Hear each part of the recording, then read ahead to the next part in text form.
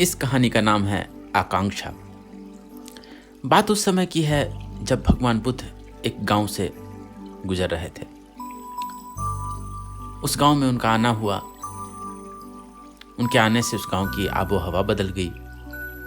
रोज शाम को लोग उनका प्रवचन सुनने जाते। एक दिन शाम का समय था।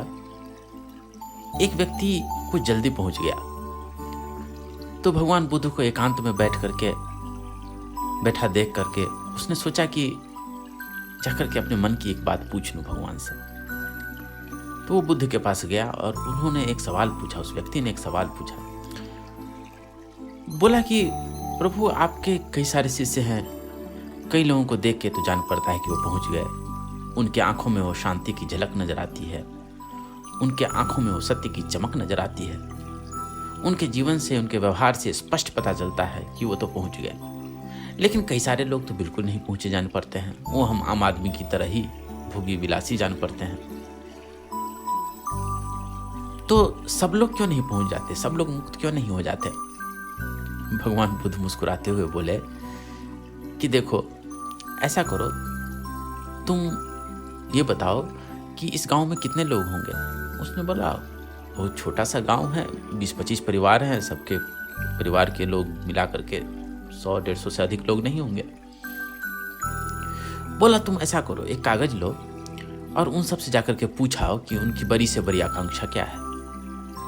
बोला, इस सवाल का मेरे प्रश्न से क्या लेना देना? बोला, भगवान बुद्ध बोले, तुम करके तो आओ। बोला, ठीक है भाई, कौन सी बहुत बड़ी बात है, छोटा सा गांव है, सब लोग से जाके पूछाता हूं कि क्या है उनकी बड़ी से बड़ी आकांक्षा। अगले दिन वो आया, वो सबसे जाकर के मिल चुका था।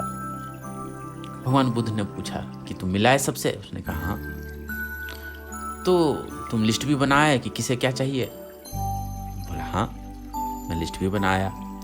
किसी को घर चाहिए, किसी को गाड़ी चाहिए, बैलगाड़ी चाहिए। इससे क्या फर्क पड़ता है किस जमाने का आदमी है? आज के व्यक्ति को एक BMW कार चाहिए, उस समय के व्यक्ति को एक बैलगाड़ी चाहिए थी। बात वही है, आदमी वही का वही है। तो किसी को सुंदर पति चाहिए, किसी को सुंदर स्त्री चाहिए।